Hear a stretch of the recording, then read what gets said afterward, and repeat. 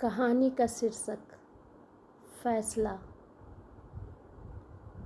श्यामा प्रसाद जी और सुधा जी अपने दोनों बच्चे रोहन और सोनम का परवरिश करने में कोई कमी नहीं छोड़े।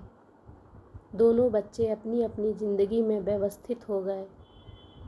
रोहन इंजीनियरिंग की पढ़ाई करके एक प्राइवेट कंपनी में मैनेजर के पद पर कार्यरत था और सोनम की शादी हो चुकी थी और वो अपने ससुराल बसने लगी थी। नौकरी के बाद श्यामा प्रसाद जी और सुधा जी रोहन के लिए ज़ोर शोर से लड़की तलाश करने लगे, परंतु रोहन अपनी कंपनी में ही काम करने वाली प्रीति से शादी करना चाहता था। रोहन ये बात अपने माता पिता को बताने में झिझक रहा था, इसलिए वो अपनी बहन सोनम और जीजाजी अभिषेक से इस बारे में बात किया। सोनम और अभिषेक दोनों मिलकर श्यामा प्रसाद जी और सुधा जी से बात करके रोहन और प्रीति की शादी करवा दिए। श्यामा प्रसाद जी और सुधा जी अपने दोनों बच्चों को खुश देखकर आनंदित रहते थे। अपने दोनों बच्चों की बड़ाई करते थकते नहीं थे, लेकिन ज़िंदगी इतनी खुशनुमा ज़्यादा दिन तक तो चल नहीं सकती है। ज़िंदगी दुख और सुख का मिश्रण है। उनकी बेटी सोनम माँ बनने वाली थी। उसका पाँव सीढ़ियों पर फिसलने की वजह से गिर पड़ी और वो अपना बच्चा खो दी। सोनम बहुत दुखी रहने लगी। उसे दुखी देखकर परिवार के सभी लोग परेशान रहने लगे। हर पल सभी लोग उसे खुश रखने का प्रयास करते रहते। धीरे धीरे समय गुजरने लगा। कुछ दिनों बाद प्रीति और सोनम दोनों माँ बनने वाली थी, इसलिए दोनों परिवार में खुशी का माहौल था। सोनम के सास ससुर बोले, समधी जी, मैं जानती हूँ कि आपकी बहू भी माँ बनने वाली है, लेकिन अब की बार सोनम को आप अपने यहाँ ले जाइए। पहली बार में जो घटना यहाँ घटा था, उस कारण हमारा मन हमेशा आशंकित रहता है कि कहीं। आगे बोलते बोलते चुप हो गई। मैं जानती हूँ कि आप लोगों को बेटी बहू दोनों को संभालने में मुश्किलें आएगी, फिर भी आपसे आग्रह करने पर मजबूर हूँ।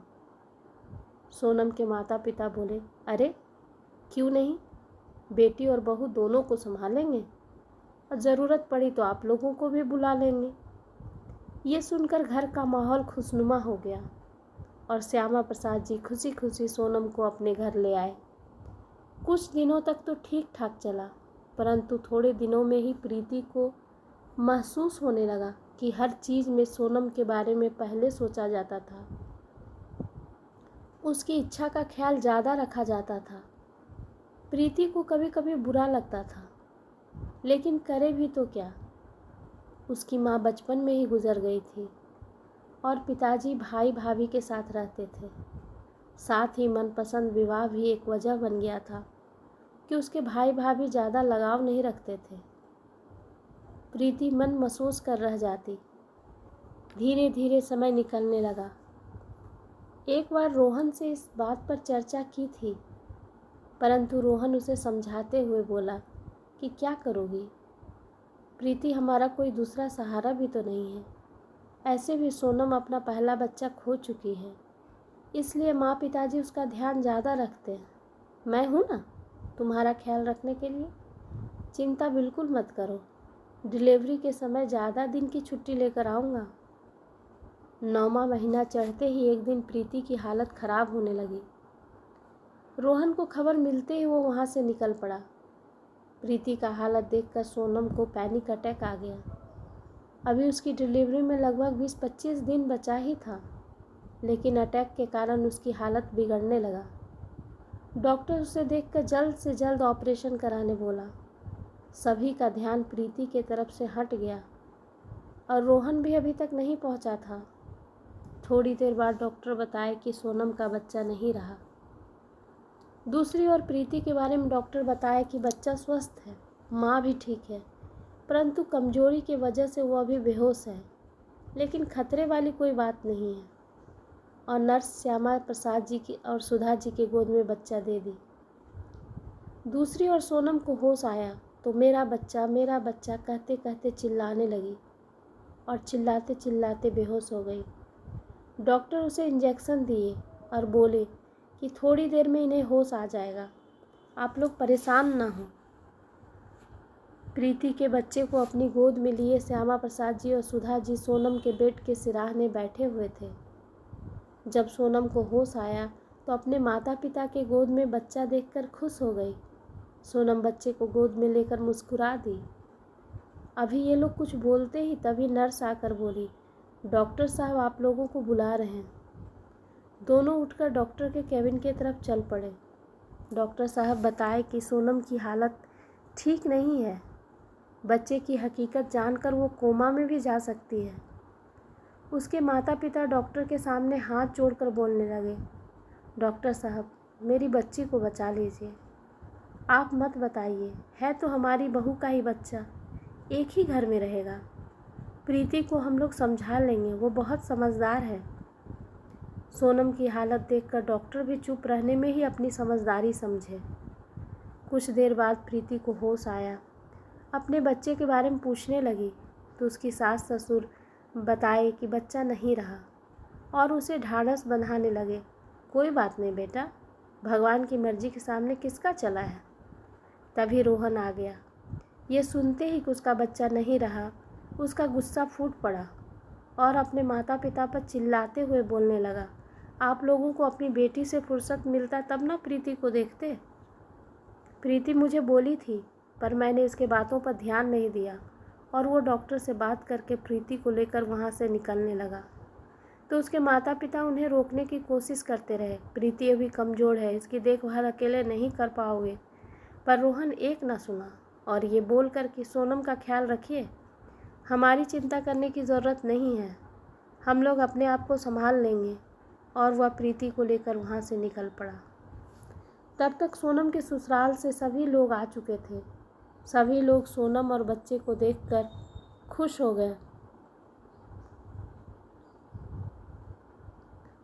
सोनम की हालत में सुधार होने के बाद उसके परिवार वाले बच्चे और सोनम को लेकर अपने घर चले गए। श्यामा प्रसाद जी और सुधा जी घर पर अकेले रह गए। ये लोग रोहन और प्रीति से बार बार संपर्क करने की कोशिश कर रहे थे, लेकिन वे लोग ना तो फ़ोन करते थे और ना ही फ़ोन उठाते थे। श्यामा प्रसाद जी और सुधा जी का अक्सर सोनम से बात हो जाता, पर कभी कभी उससे मिल भी आते। अपने माता पिता के कहने पर सोनम कई बार रोहन और प्रीति से बात करने की कोशिश की, लेकिन रोहन सोनम से भी बात करना छोड़ दिया। परंतु जब सोनम का पति अभिषेक फ़ोन करते तो रोहन हाँ हूँ में बात कर लेता। धीरे धीरे सोनम की ज़िंदगी पटरी पर आ चुका था। वो अपने परिवार और बच्चे में व्यस्त हो गई। रोहन और प्रीति घर आना जाना छोड़ चुका था, इसलिए श्यामा प्रसाद जी और सुधा जी को अकेलापन घेरने लगा था। थक हार कर सोनम और अभिषेक से आने बोलते तो वे लोग अक्सर ये कहकर टाल देते कि हमारे आने से मम्मी और पापा अकेले रह जाएंगे, और वे लोग अपने पोते से एक पल भी दूर रहना नहीं चाहते। सोनम की तरफ से श्यामा प्रसाद जी और सुधा जी निश्चिंत हो गए थे, परंतु रोहन और प्रीति के बारे में सोच के अक्सर कहते कि उस समय हमें जो ठीक लगा किए, परंतु गलती तो हमसे हुआ ही। हमें उन लोगों को अंधेरे में नहीं रखना चाहिए था, हमें ये निर्णय उनकी सहमति से लेना चाहिए था, परंतु बेटी का प्यार हमें ये करने से रोक दिया। मन ही मन डर गए कि कहीं ये लोग मना नहीं माने तो, सोनम को कुछ हो गया तो। इन सब बातों का ख्याल करके एक दिन दोनों निकल पड़े रोहन और प्रीति के घर। ये लोग शाम को रोहन के घर पहुंच गए, लेकिन पहले से जानकारी नहीं दिए थे, इसलिए पहुंचे तो ताला लगा हुआ था। अपार्टमेंट के नीचे गार्ड के पास बहुत देर तक बैठे रहे। गार्ड बार बार पूछ रहा था कि रोहन सर या प्रीति मैडम को फ़ोन पर सूचना दे दें कि आप लोग आए हुए हैं। इन लोगों को डर था कि हम लोग आए हैं ये जानकर कोई बहाना न बना दे, इसलिए गार्ड को मना कर दिए। बोले नहीं मत बताइए, हम लोग उन लोगों को सरप्राइज़ देना चाह रहे हैं। तभी प्रीति की गाड़ी आती हुई दिखाई पड़ी। प्रीति का नज़र उन पर पड़ा, उन्हें अपने साथ ऊपर लेकर आई। अभी गेट खोल ही रही थी तब तक रोहन भी आ गया। अपने माता पिता को सामने देखकर अचंभित रह गया। उसका मन तो किया कि पूछे बेटी से छुट्टी मिल गई, लेकिन वो कुछ नहीं बोला। घर के अंदर पहुंचकर दोनों मिलकर खाली पड़े कमरे की सफाई कर माता पिता का बैग रख दिया था। उसके माता पिता फ्रेश होकर जब तक आए तब तक प्रीति खाना बनाकर टेबल पर दोनों के लिए खाना परोस दी। घर में सन्नाटा बिखरा पड़ा था। सुधा जी चुप्पी तोड़ते हुए पूछी, तुम लोग नहीं खाओगे? नहीं, हम लोग बाहर से खा कर आए। आपने पहले बताया होता तो। उसके आगे प्रीति कुछ नहीं बोली। रोहन अपने कमरे में जा चुका था। खाने के बाद प्रीति प्लेट सिंक में रखते हुए बोली, आप लोग थक गए होंगे, आराम कर लीजिए। और प्रीति कमरे में आ गई। रोहन पूछा, वे लोग खाना खा लिए? कुछ बोल भी रहे थे? प्रीति बोली, हाँ, तुम्हारे बारे में पूछ रहे थे। सभी अपने अपने बिस्तर पर पड़े हुए थे। नींद सभी की आंखों से कोसों दूर थी। सभी को महसूस हो रहा था कि उनकी ज़िंदगी में आज तक इतनी लंबी रात नहीं हुई थी। सुबह होने का नाम ही नहीं ले रहा था। सुबह में दरवाज़ा खटखटाने की आवाज़ सुनकर इन लोगों की नींद खुली, परंतु सुधा जी और श्यामा प्रसाद जी सुबह सुबह उठकर स्नान ध्यान कर चुके थे और रसोई घर में कुछ ढूंढने का प्रयास कर रहे थे। तब तक प्रीति बाहर आई। सुधा जी दरवाज़ा खोल चुकी थी। सामने काम वाली बड़बड़ाते हुए बोली, भाभी, आप पहले क्यों नहीं बताई कि मेहमान आने वाले हैं? उसकी बातों को सुनकर प्रीति मन ही मन बोली, हमें भी कहाँ पता था। और तेज़ आवाज़ में बोली, अभी पता चल गया ना? चलो जल्दी जल्दी घर का काम ख़त्म करो, हमें ऑफिस भी जाना है। ये लोग सोचे थे कि माँ पिताजी 2-4 दिन रहकर चले जाएंगे, लेकिन 15 दिन होने को था। अभी भी खुलकर उनके बीच बातचीत शुरू नहीं हुआ था। प्रीति बस हाँ हूँ में ही बात करती थी, परंतु उनके खाने पीने रहने सहने का पूरा ध्यान रखती। प्रीति अक्सर उदास और अनमनी रहती। सुधा जी और श्यामा प्रसाद जी उसे खुश रखने का प्रयास करते, साथ ही अपने रिश्तों के बीच पड़ी दरारों को भरने का भरसक प्रयास कर रहे थे। धीरे धीरे रिश्तों के बीच का बर्फ़ का सिला पिघलने लगा और एक दिन वो समय भी आया जिस दिन रोहन माँ के गोद में सिर रखकर फूट फूट कर रोया। परंतु प्रीति के मन का गांठ अब तक नहीं खुला था। लेकिन प्रीति कभी भी खुलकर अपने सास ससुर से शिकवा शिकायत नहीं की थी। श्यामा प्रसाद जी और सुधा जी भाई बहन के बीच के तार जो टूट गया था वो फिर से जोड़ने की कोशिश में लग गए। वे लोग जब सोनम और अभिषेक से बात करते तो फ़ोन प्रीति या रोहन को पकड़ा देते। धीरे धीरे रोहन और सोनम में बात होने लगा। एक दिन सोनम वीडियो कॉलिंग की थी। रोहन सोनम के गोद में बच्चे को देखकर चहकते हुए बोला, मामा, ये तो बिल्कुल मेरे जैसा दिखता है।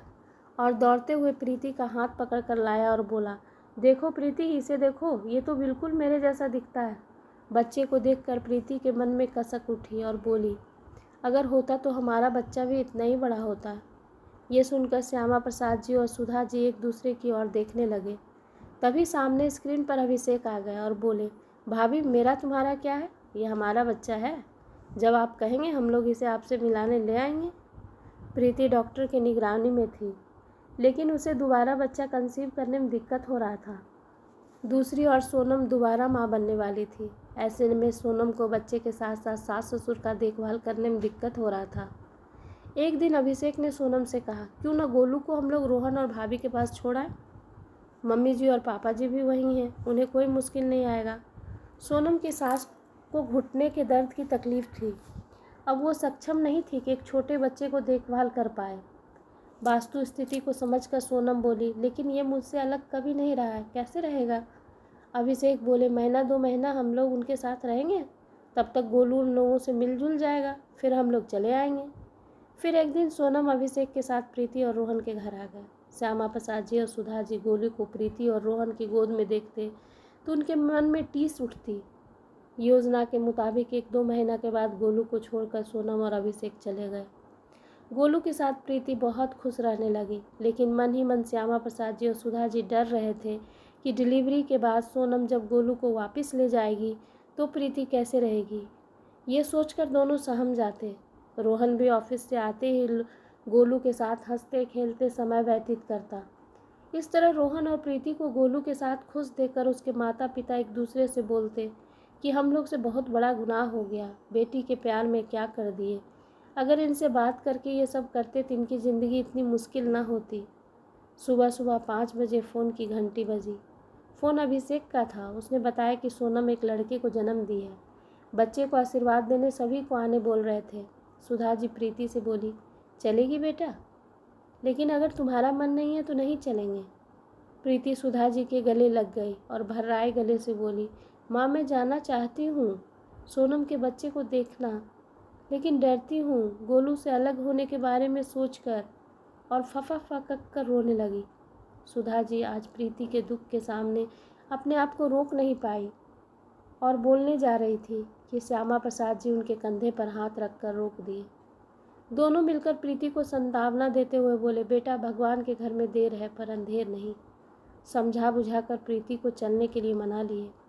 चारों लोग वहाँ पहुँचे, खुशी खुशी सारा विधि विधान निभाए। अब निकलने की तैयारी होने लगी। प्रीति सारा सामान समेट चुकी थी। उसका दिल तो रो रहा था, परंतु चेहरे पर बनावटी मुस्कान बिखेरे हुई थी। निकलने से पूर्व सोनम से मिलने उसके कमरे में गई।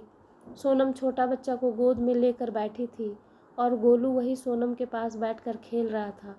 ये लोग सोनम को अपना और बच्चों का ध्यान रखने और कुछ दिक्कत हो तो हमें तुरंत बताना का हिदायत दिए।